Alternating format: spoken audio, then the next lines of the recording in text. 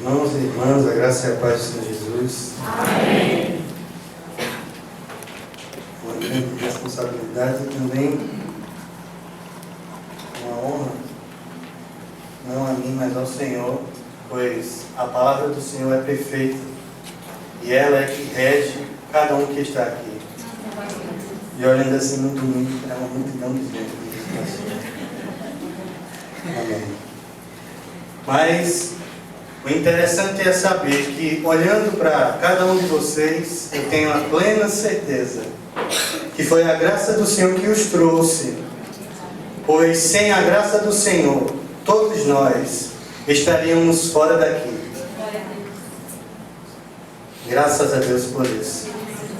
Irmãos, nessa noite, pela misericórdia de Deus, eu gostaria de conversar com vocês, pregar a palavra do Senhor acerca de um tema muito importante: a suficiência de Cristo. E para isso, eu vou precisar de ler dois textos. Nós iremos ler um texto, iremos analisar ele verso por verso e depois iremos para o outro texto. Então, quem tiver como marcar a Bíblia, facilitará para todos. Amém? Isaías de número 59.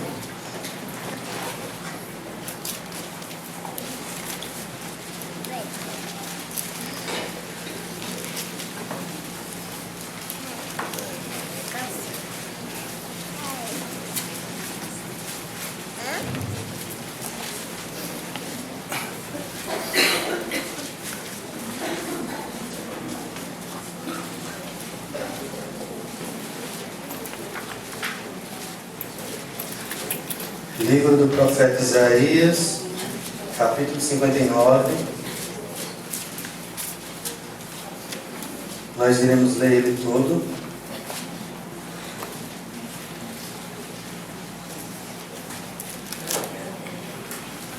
O Espírito do Senhor aplica a sua palavra no nosso coração nessa noite. Estejamos atentos ao que o Senhor tratará conosco. A partir do verso 1, diz assim a palavra do Senhor: Eis que a mão do Senhor não está encolhida, para que não possa salvar, nem surdo o seu ouvido, para não poder ouvir. Mas as vossas iniquidades fazem separação entre vós e o vosso Deus, e os vossos pecados encobrem o seu rosto de vós, para que vos não ouça. Porque as vossas mãos estão contaminadas de sangue, e os vossos dedos de iniquidade. Os vossos lábios falam mentiras, e a vossa língua profere maldade. Ninguém há que clame pela justiça, ninguém que compareça em juízo pela verdade. Confiam no que é nulo e andam falando mentiras. Concebem o mal e dão à luz a iniquidade.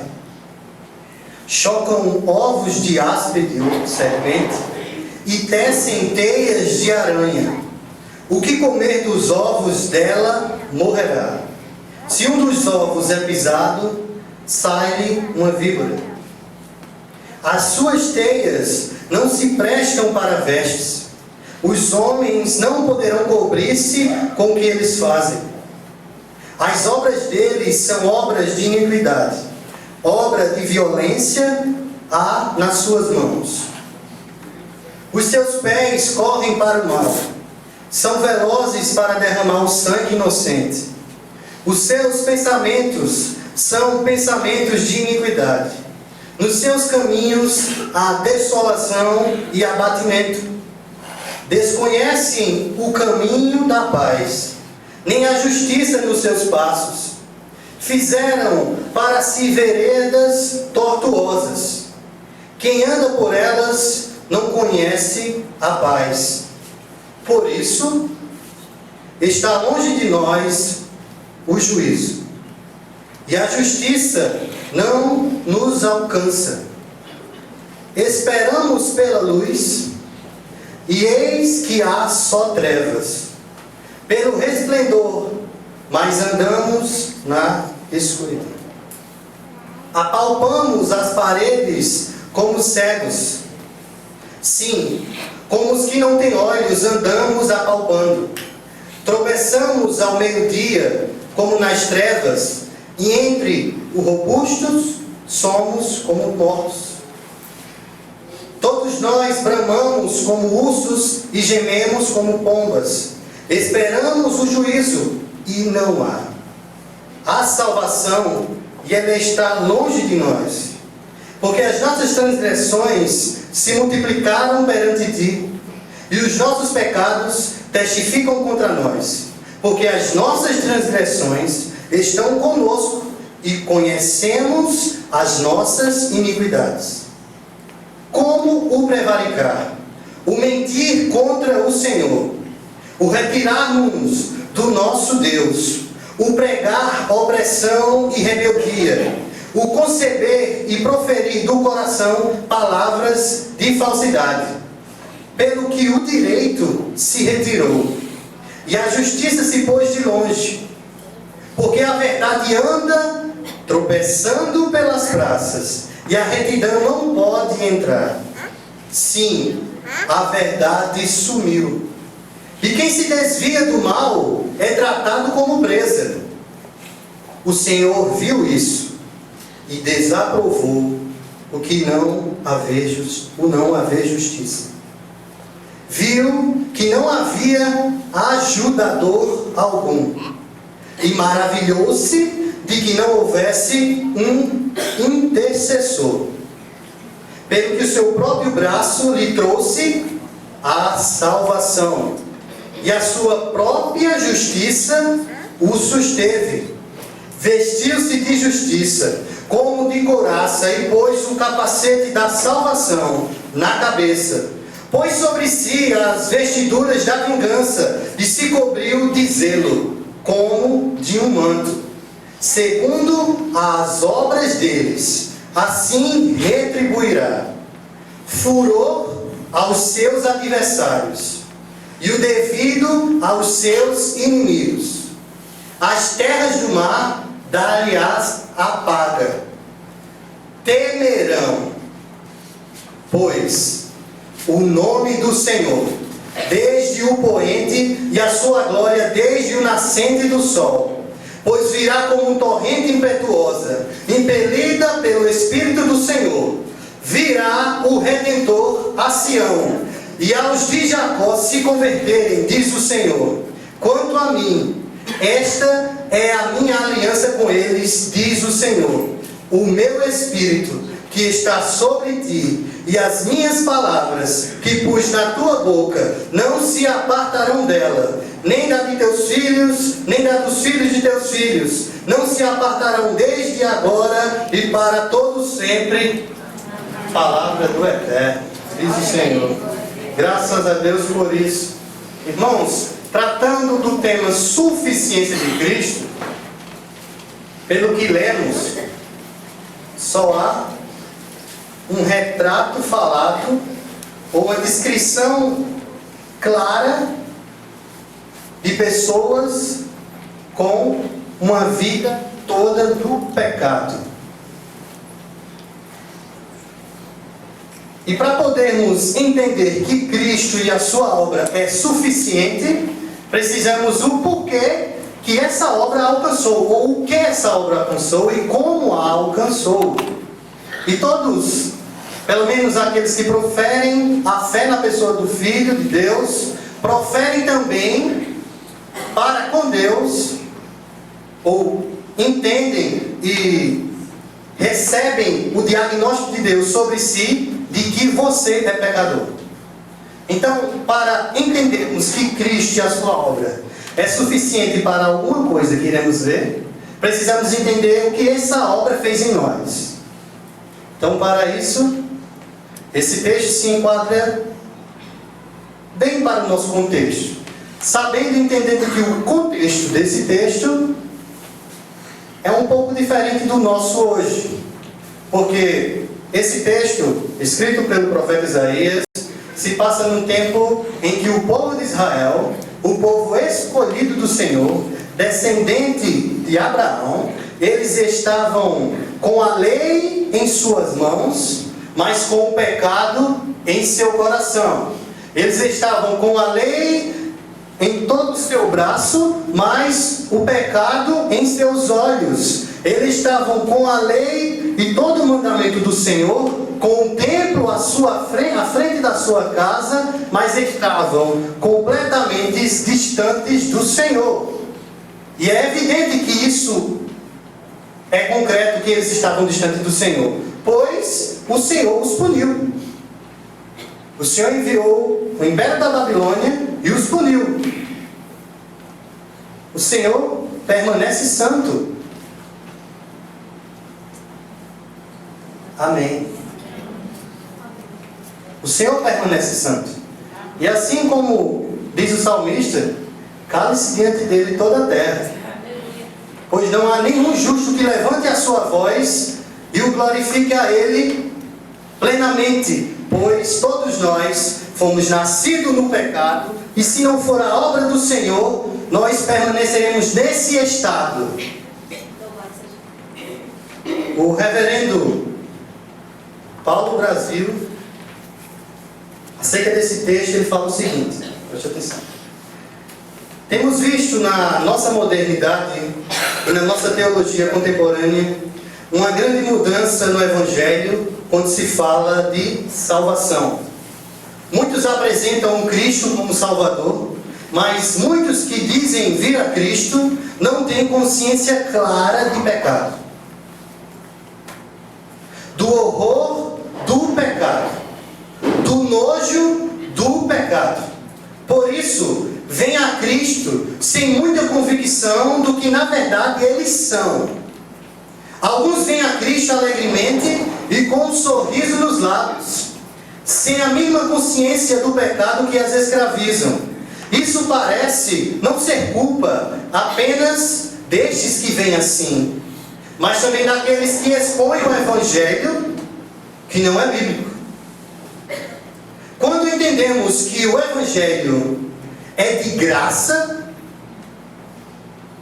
percebemos que não é verdadeira aquela ideia que os mesmos têm por pouco valor. Mas é de graça porque não posso nunca, nada, com as minhas próprias forças, pagar algo em troca da minha salvação. A diferença entre isso é radical. Essa ideia de que é fácil ser salvo e por isso tem pouco valor, vem de um contexto moderno capitalista. E isso é equivocado. De que o que é de graça, no mínimo, nos faz ficar desconfiados de que não vale muito. Mas o Evangelho, ao contrário, é de graça. Exatamente porque vale muito. Vale tanto, visto que nada podemos fazer para pagar por ele. Daí se vê a impossibilidade de alguém vir a Cristo sem primeiramente, não vir sorrindo, mas se humilhando, quebrantando o coração, colocando a sua cara no pó e entendendo que é um verme diante da santidade de Deus e que precisa desesperadamente dele. Foi assim o caminho de todos os homens que provaram a salvação. Quebrantamento, convicção de pecado e de miséria. Porque quando conheceram a verdade da salvação, entenderam que não era nada e necessitavam da misericórdia de Deus. E para esse contexto, perceba que é um povo que foi escolhido pelo Senhor, estava sendo atacado por um povo rejeitado pelo Senhor, e para Deus esses dois povos eram nada por causa dos seus pecados. Não tinha condição desses povos, nem o escolhido que tinha um templo pronto para adorar o Senhor, nem o rejeitado que estava distante do Senhor, nenhum deles tinha a capacidade de vir a Deus por causa dos seus pecados. Mas para abrirmos os nossos olhos acerca dessa verdade, vamos ler sentença por sentença, verso de número 1.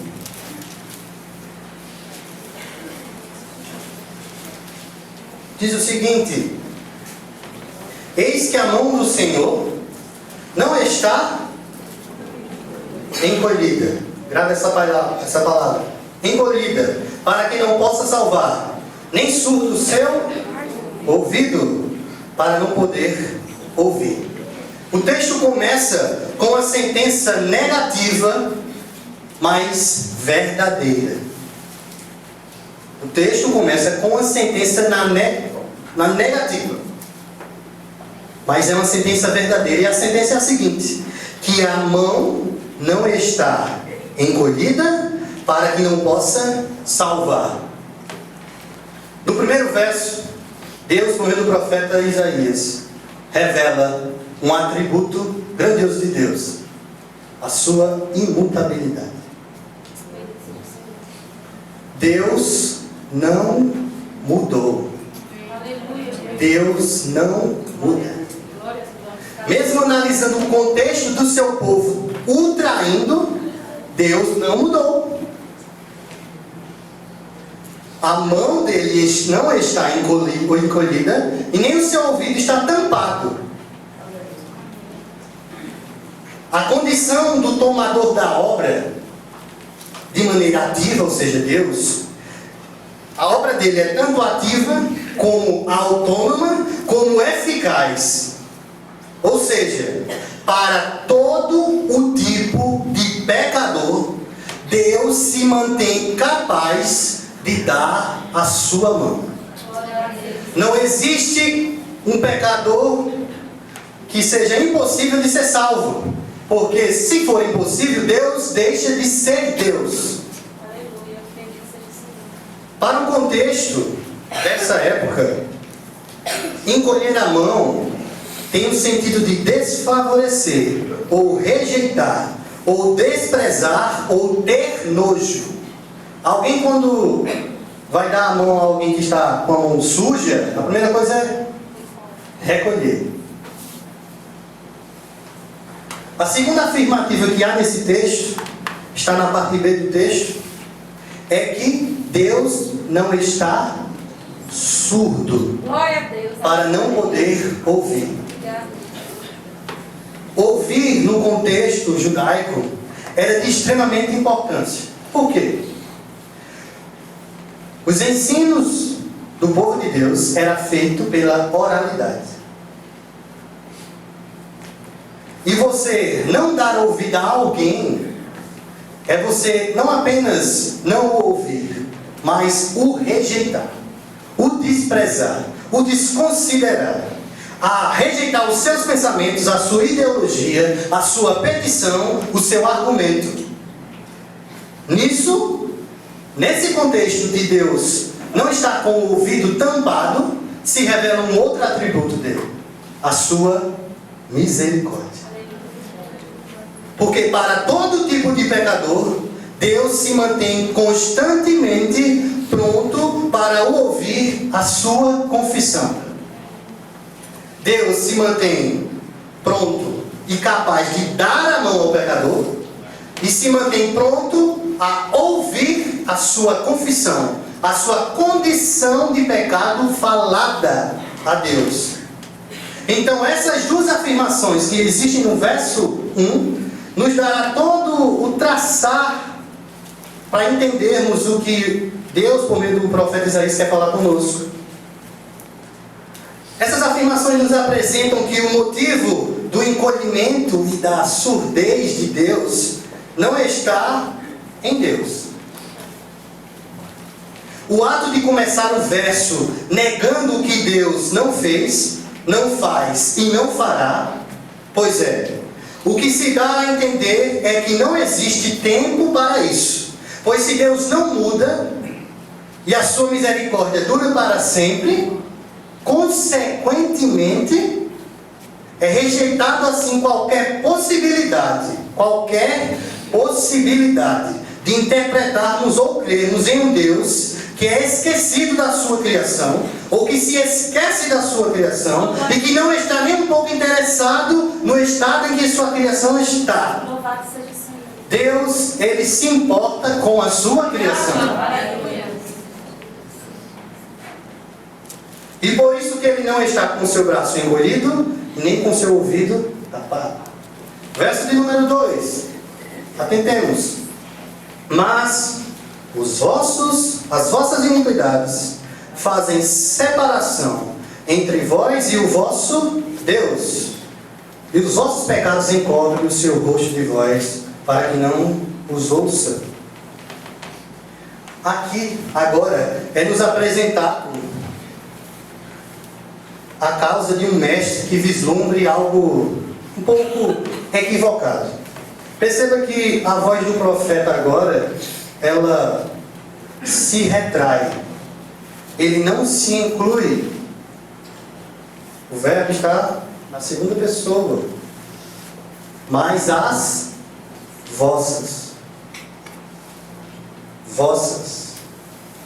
vossas iniquidades. Além dele enfatizar a iniquidade que existe do povo, ele enfatiza de maneira no plural.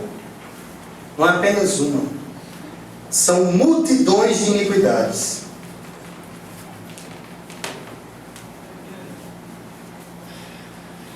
Ano passado, acredito que seja ciente de todos, houve um desastre ambiental no Brasil, em Mariana, cidade de Mariana, e afetou grandemente aquela região. Rios morreram, lagos morreram, o mar foi afetado. Um dano que durará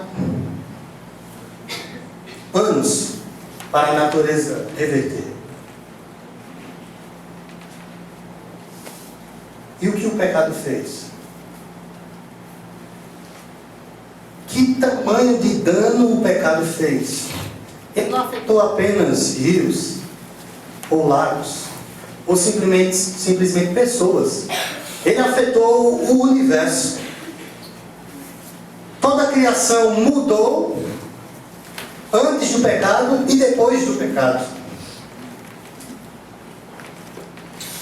E esse dano, ele gerou algo muito interessante. A separação. A separação entre vós e o vosso Deus. Primeiro, separação.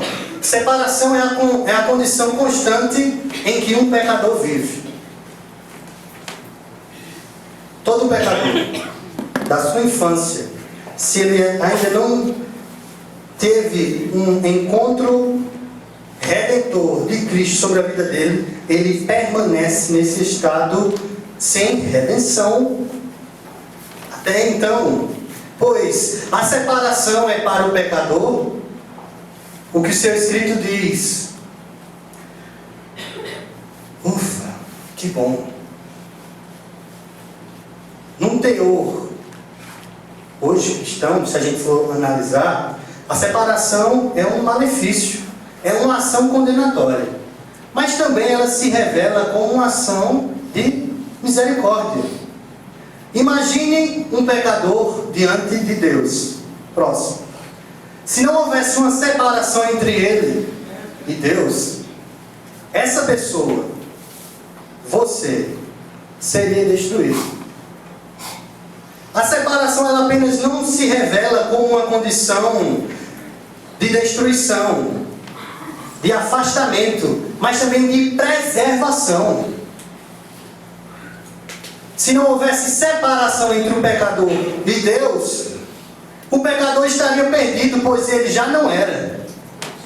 Ele já não iria existir, porque o Deus Santo o destruiria pela sua própria santidade. Então, se a criação, os homens que estão na terra, mantêm-se de pé, respirando, sim, eles estão separados de Deus. Mas há uma misericórdia de preservação para que eles não sejam destruídos imediatamente.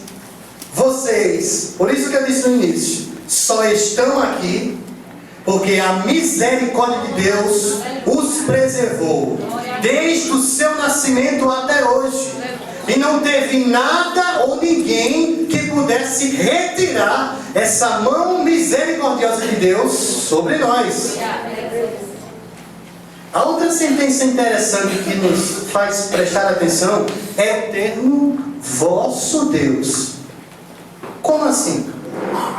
Eu estou separado de Deus por causa do meu pecado. Mas o profeta diz que, relendo o verso 2, mas as vossas iniquidades fazem separação entre vós e o vosso Deus. Mesmo separados, pertencemos a esse Deus, mesmo estando no pecado. Como assim? Isso é um pouco contraditório? Os pecadores pertencem a Deus? Toda a criação pertence a Deus. E uns glorificam a Deus de maneira benéfica e outros maléfica. Isso é um pouco complicado de entender, enquanto nós não vemos que tudo e todas as coisas glorificam a Deus. E no plano eterno de Deus, até mesmo a queda glorificou ao Senhor.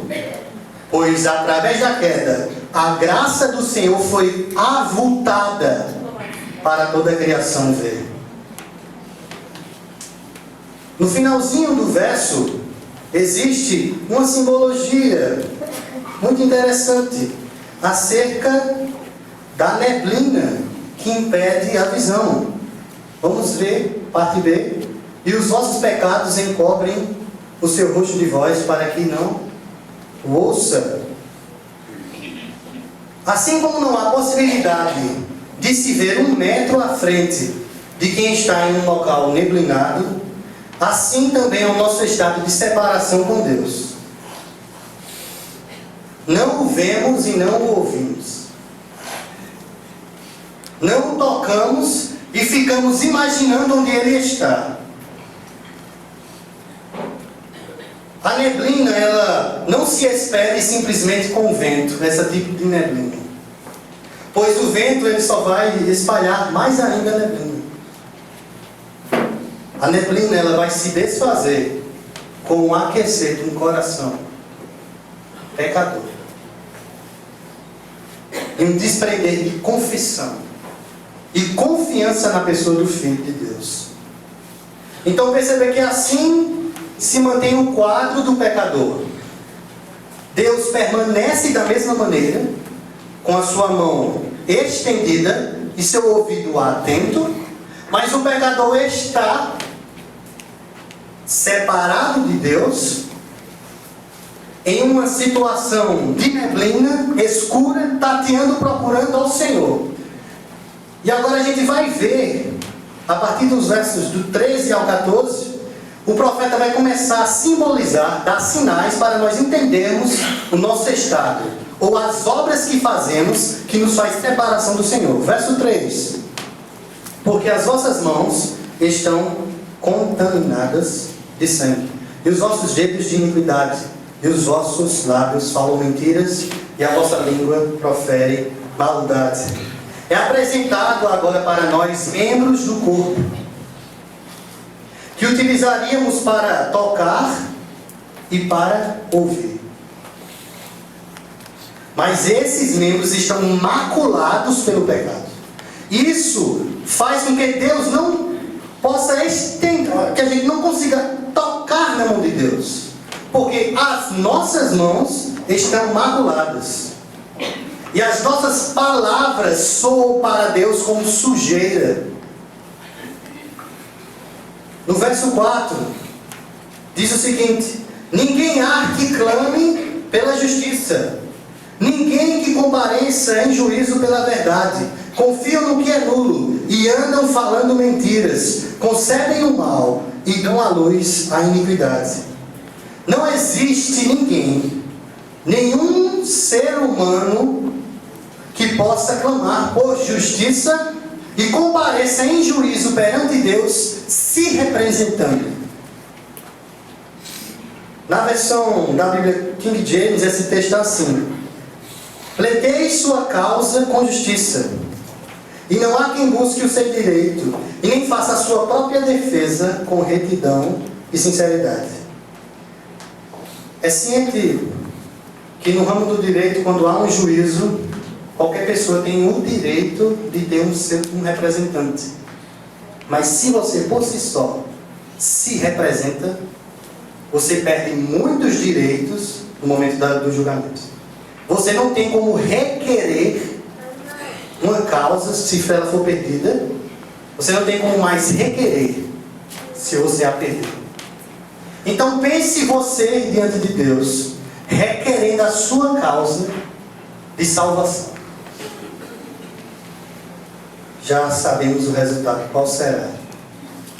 Mas iremos ver que Cristo nos representará fielmente. E não precisará mais um novo julgamento. Do verso 5 ao verso 6, Isaías vai fazer uma simbologia acerca das obras. Diz o seguinte: chocam ovos de áspide e tecem teias de aranha. O que comer dos ovos dela morrerá. Se um dos ovos é pisado, sai-lhe uma víbora. As suas teias não se prestam para vestes. Os homens não poderão cobrir-se com o que eles fazem. As obras deles são obras de iniquidade. Obra de violência há nas suas mãos. Assim como estar próximo de animais selvagens é um perigo, maior ainda quando esses animais são venenosos. Muita gente tem medo disso. Assim também é perigosa estar próximo de uma armadilha feita por um animal, ou por um grupo de animais para atacar uma presa. Mas nesse caso é mais perigoso estar perto de um pecador.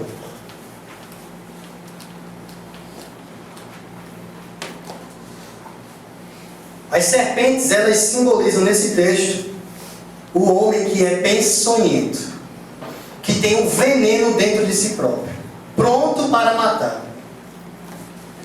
Desse mesmo homem vem o mal e a capacidade de matar. A aranha, nesse simbolismo, ela representa as obras que esses homens fazem. Obras ou armadilhas que são imperceptíveis, que estão prontas para matar ou para a morte. O homem ele não poderá utilizar de si mesmo como justificação. Como diz no verso final, na parte final do verso 6, diz o seguinte: as obras deles são obra de violência há nas suas mãos. Versos 7 e 8 diz o seguinte: os seus pés correm para o mal, são velozes para derramar o sangue inocente. Os seus pensamentos são pensamentos de iniquidade. Os seus caminhos há desolação e abatimento. Desconhecem o caminho da paz, nem a justiça nos seus passos. Fizeram para si veredas tortuosas. Quem anda por elas não conhece a paz. É-nos apresentado agora dois caminhos. Um caminho que é bem costumeiro e conhecido nosso: o caminho do pecador. Mas também é apresentado um outro caminho, que hoje nós andamos: o caminho da paz. Caminho assim como na roça, que existe um mato e alguém capina uma trilha. Tal caminho não foi construído por nós, mas sim por Cristo. Somos tão maus que corremos para a maldade, para encontrá-la e para pensar sobre ela. Ainda que nesse percurso só haja desolação, o sentido do nosso caminho é correr contra Deus. Não temos nem sequer o conhecimento de que existe outro caminho. Que esse mesmo Deus a qual nós estamos caminhando contra, Ele está providenciando um outro caminho, uma outra trilha, que nessa trilha não haverá morte, mas sim vida. Esse caminho que conhecemos, não fomos nós que construímos. Não foi você que construiu o caminho da paz, mas sim foi o príncipe da paz que o construiu. Do verso 10 ao verso 11, ele vai falar acerca desse caminho da paz. Perceba que no caminho do pecado, no verso 11 e verso 10 e 11, é um caminho ao meio-dia, claro, mas mesmo assim nós tropeçamos nesse caminho. E entre os fortes, nós somos os mais fracos. Então, em um caminho trilhado por nós, o caminho da perdição, nesse caminho só há desolação e destruição. Nós, mesmo ao meio-dia, no dia mais claro, tropeçamos nesse caminho, porque estamos cegos por causa das nossas iniquidades. Do verso 12 ao verso 13, agora, nessa sentença, ele vai dizer o motivo que os pecadores tinham em relação às suas transgressões, que eram numerosas. Primeiro, o que fazemos é para nós como promotores de acusação. As nossas transgressões chegam diante de nós e nos acusa, assim como um promotor acusa alguém que errou.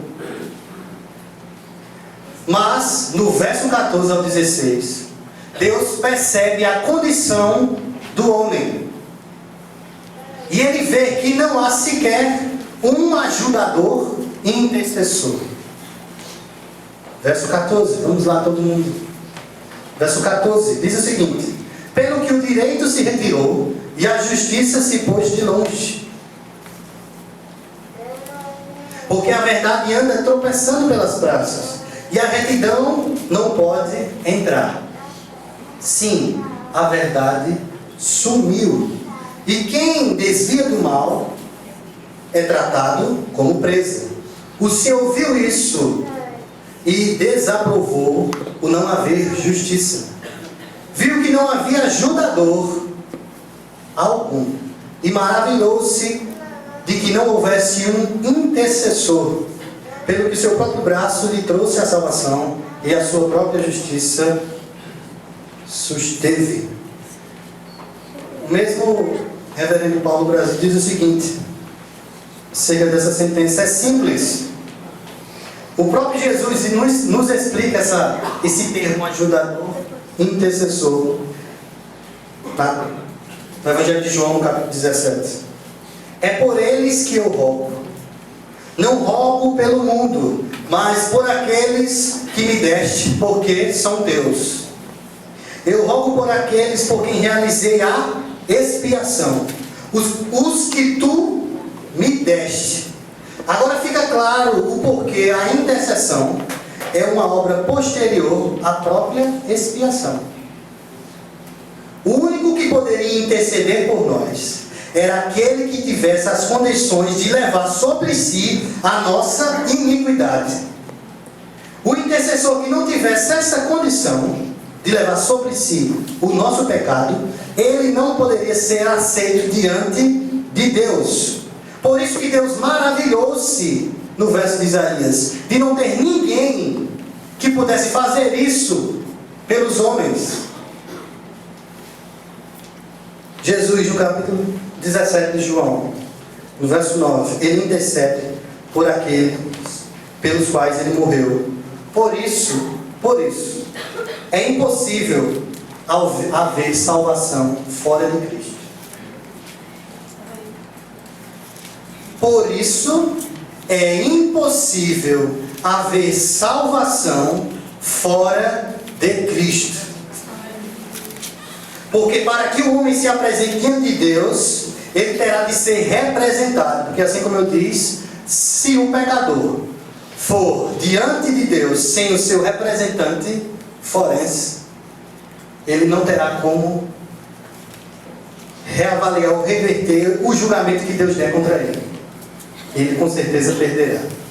Mas nós sim, pela graça de Deus, temos um representante, um intercessor. E esse intercessor agora vai ser descrito como ele ganhou a nossa causa. Verso de número 17.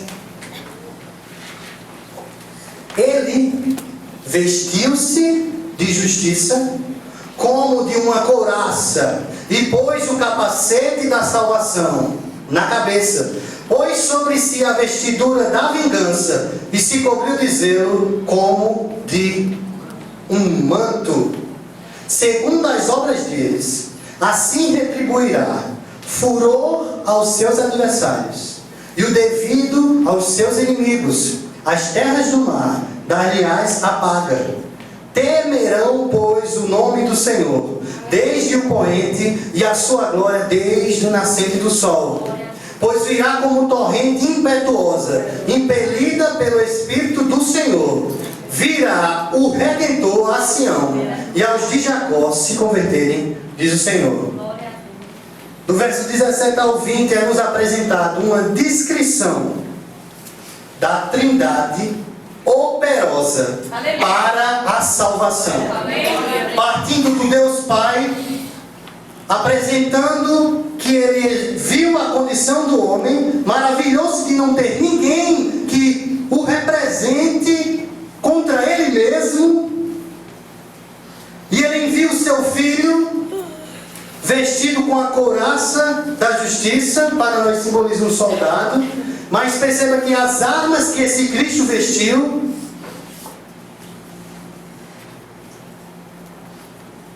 foi um corpo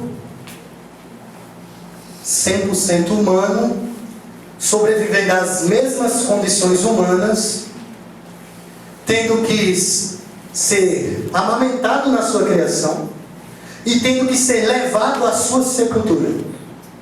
Ele comia, ele dormia, ele foi homem, ele é homem, mas também ele é Deus. Jesus Cristo, a pessoa do Filho da Trindade, é Deus e homem. Por isso Ele é capaz de nos representar. Nessa batalha que Jesus batalhou,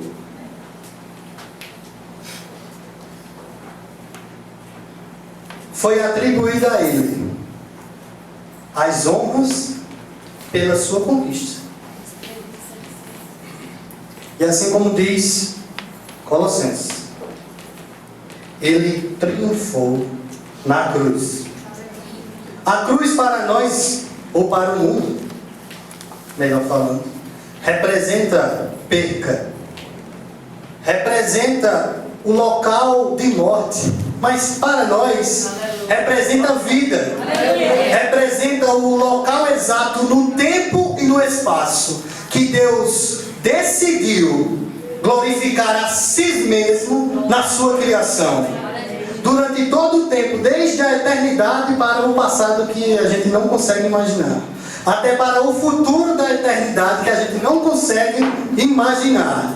A cruz marca, diante da história traçada pelo próprio Deus, o momento-chave da glorificação desse mesmo Deus, vindo até a sua própria criação para o redimir, para o tirar do estado que a gente já viu deplorável, separado de Deus, para um estado agora de união com Ele mesmo. E o que isso gerará para quem olhar para esse estado? Eles irão temer. Temam ao Senhor. Temam ao Senhor, pois Ele é Senhor. Aleluia. Ele colocou a cruz não apenas para olharmos e o glorificarmos, mas para o temer, porque o Deus de toda a eternidade traçou um momento-chave na história em que todos o temerão. Todos se dobrarão por causa dessa obra maravilhosa que nos salvou, que nos tirou da separação. Por isso, essa simbologia que é usada em que a obra da Trindade é como a distância do poente para o nascente, é maravilhosa. Para nós, e logicamente, o sol nasce do leste e vai para o oeste. Mas só que no texto, ele começa do oeste para o leste. Por quê? Louvado seja o Senhor. Quando o sol começa do leste e ele traça para o oeste, Logicamente ele inicia e ele termina. Mas só que a obra de Deus não tem fim. Aleluia. Por isso que ele começa do fim, que para nós é o fim, e ela nascerá. E ela não mais terá um fim, pois o poente que uma vez surgiu redundará numa nascente que nunca mais terá fim. Glória a Deus! Aleluia. Tal obra foi impelida pelo sopro soberano do Senhor. E aí está a pessoa do Espírito, aplicando a obra do Filho organizada pelo Pai nos nossos corações. Por fim, o Redentor ele veio.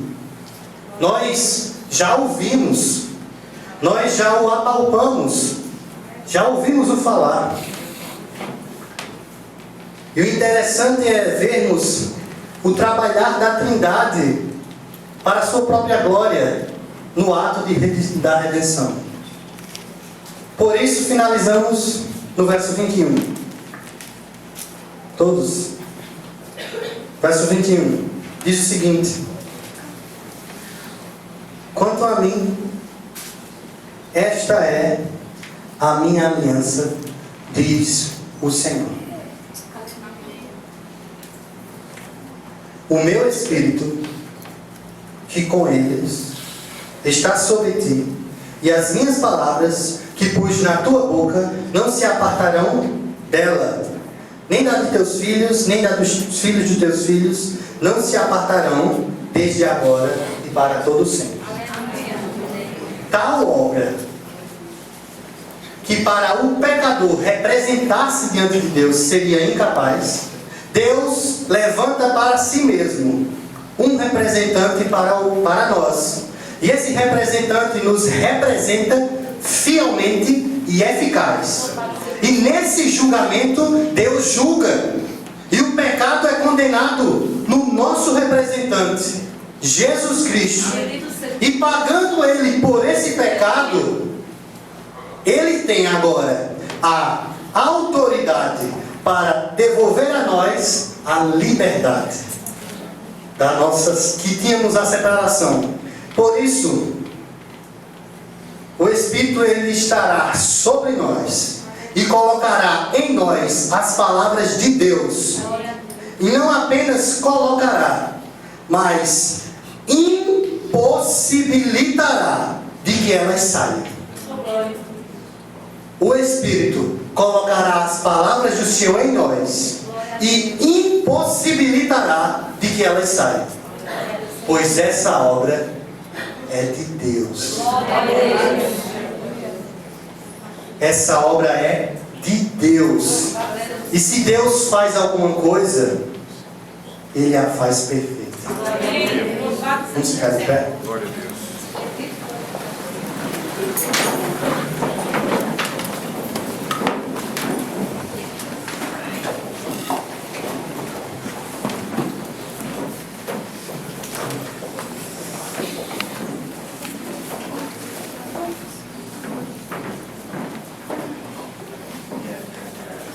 E nesse contexto, aonde fica a suficiência de Cristo? Em tudo e em todos. Aleluia. Pois Ele, com sua própria obra, nos salvou, assumindo a forma de servo, e se humilhou, sendo homem, o Filho do Deus Trino, autor e consumador de toda a criação, tornou-se homem e morreu por nós. Aleluia. Essa mensagem é poderosa para lhe salvar. Confie no Senhor vosso Deus, que vos tirou das trevas para a luz e vos colocou no reino desse Filho. Portanto, andai nessas condições, permanecendo e perseverando na fé no Filho, confiando e se apegando na obra que Ele fez, e proclamando-a, pois ainda há muitos perdidos que serão encontrados. Aleluia. Vamos orar ao Senhor?